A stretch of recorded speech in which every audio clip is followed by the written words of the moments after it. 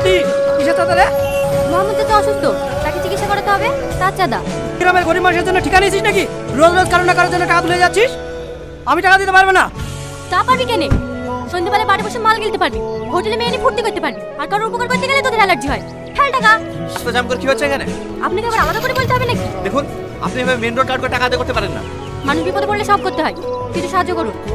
আমার কাছে টাকা নেই। দেখে তো বড় লোক বাপের বিগড়ে ছেলে বলে মনে হচ্ছে, আর আপনার কাছে টাকা নেই। তাড়াতাড়ি টাকা বের করুন।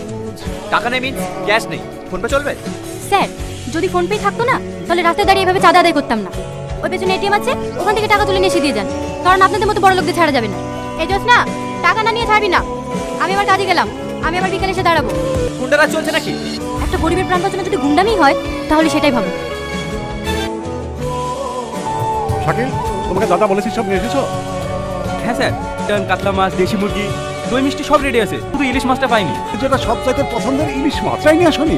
এতদিন পরে আমার ছেলে বিদেশ থেকে বাড়ি ফিরছে, ওকে বুঝিয়ে দিতে হবে বিদেশের খাবারের চাইতে আমাদের দেশীয় খাবার কত স্বাদের। বাবু, কি হয়েছে বাড়িতে? এত ধুমধাম কিসে? ধুমধাম হবে না? আমার একমাত্র ছেলে 7 বছর পর বিদেশ থেকে বাড়ি ফিরছে। যা তাড়াতাড়ি কাজ শুরু কর। ওই যে আমার ছেলে চলে এসেছে। কি অবস্থা তোর? বিদেশ থেকে বাড়ি ফিরছিস না কুস্তির আখড়া থেকে বাড়ি ফিরছিস?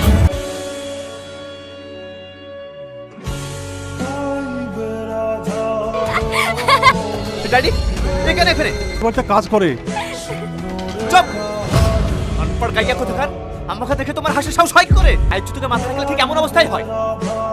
কিছু মনে করিসনি, ও একটু রাগী।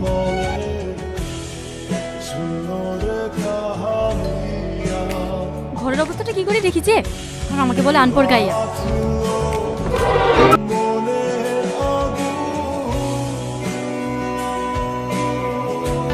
তোমাকে আমার ঘরে ঢোকার পারমিশন কে দিয়েছে?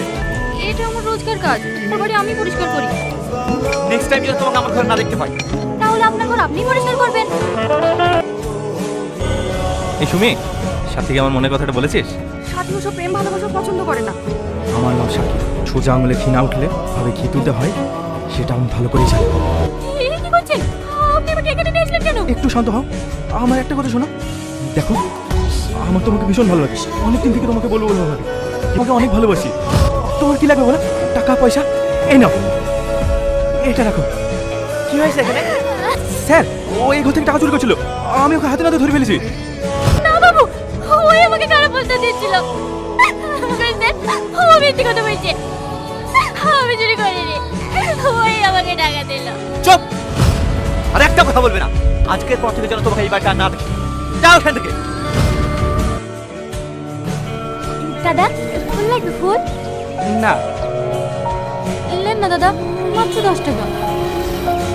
ঠিক আছে, দাও। দাদা, ফুল লাগবে? ফুল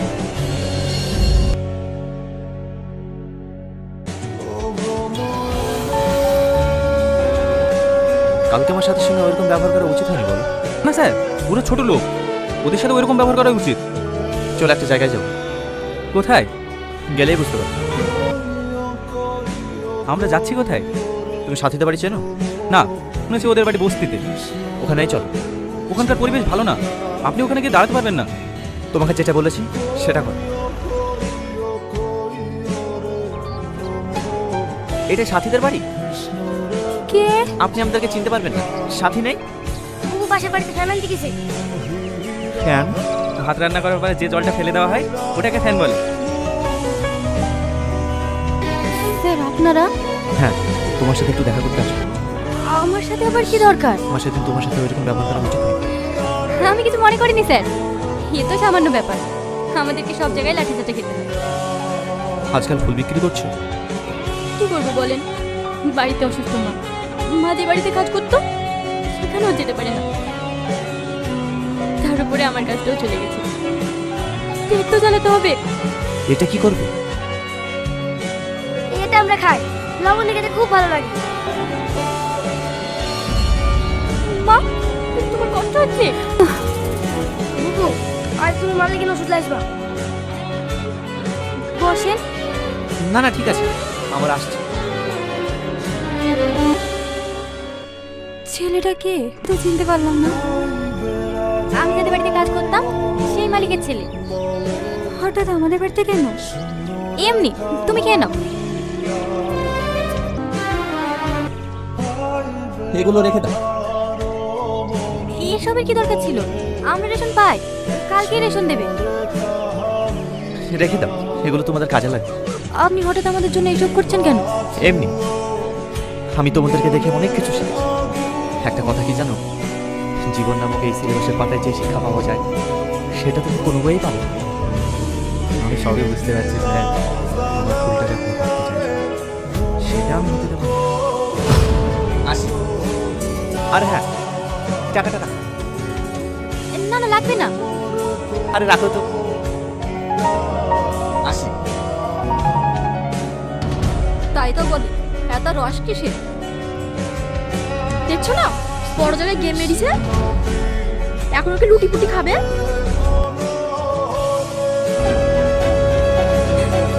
এখানে বসো, আমি তো উপরে ব্যাপারে কথা বলে আসি। দাঁড়ান, আমাদের নিজেদের লোকেরাই আমাদের দেখে, আপনি কেন আমাদের এত উপকার করছেন? আমি তোমার ফ্যামিলির মায়ের পড়ে গেছি, সব চাইতে বেশি তোমার। কিন্তু আমার মতন একজন অসহায় হত চরিত্র মেয়ের মধ্যে আমার কি দেখলেন যে হঠাৎ মায়ের পড়ে গেলেন? একটি পাহাড় সমান দুঃখ কষ্ট বুকে চেপে রেখে যে সবার সামনে হাসতে পারে, আমি সেই মুখটা দেখে মুগ্ধ হয়ে গেছি, যাকে সবাই বলে ভালোবাসা। আপনি পাগল হয়ে গেছেন, আপনাকে দেওয়ার মতো আমার কাছে কিছুই নেই। যদি তোমাকে আমি ভালোবাসতাম তাহলে তো ছেড়ে যেতে পারতাম, কিন্তু আমি তোমার মায়ের উপর।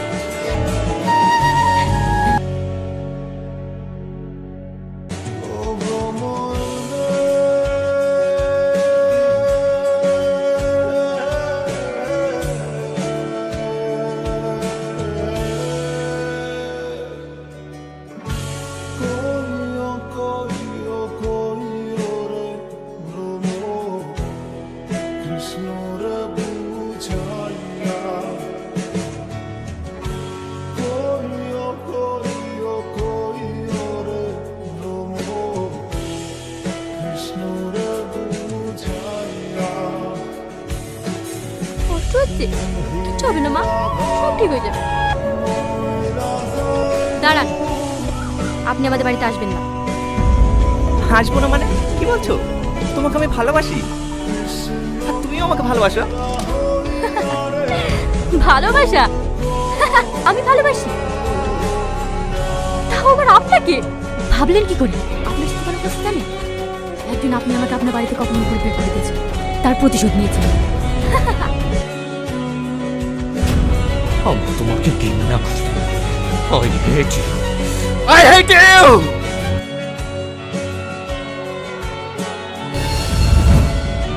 তোর নাম সাথী? হ্যাঁ। তাহলে এই ভাঙড়ে থেকে রাজপ্রাসাদে যাওয়ার স্বপ্ন দেখছি? আমি তোর গার্লফ্রেন্ড, তুই দু বয়সের মেয়ে হয়ে আমার বয়ফ্রেন্ডের থেকে হাত বাড়িয়েছিস। আমি তোকে আগেই বলেছি তুই আমার হয়ে যা, কিন্তু তুই আমার চোখের সামনে টনির সাথে মস্তি করছিস। আমি তোকে ভালো করে বলছি, তুই টনিকে ভুলে যা। আর যদি টনির সঙ্গে মেলামেশা করতে দেখেছি, তোর সাথে এমন কিছু ঘটবে তোকে দেখে মানুষ মুখ ফিরিয়ে নেবে। কথাটা মাথায় থাকে যায়।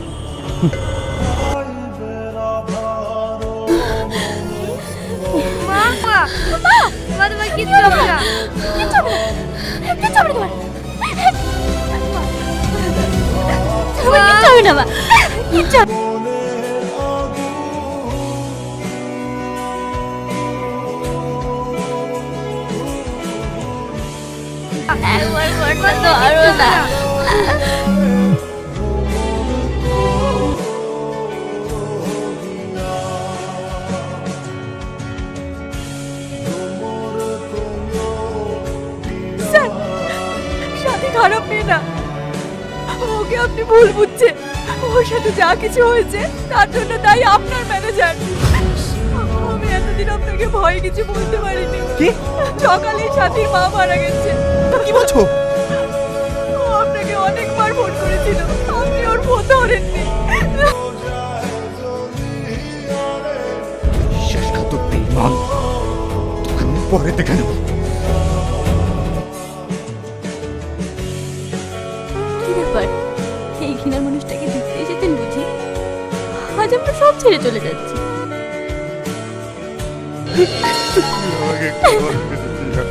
তুমি কোথাও যাও, আজ থেকে তুমি আমার বাড়িতে থাকবে। কোন পরিচয়? আমার পুত্র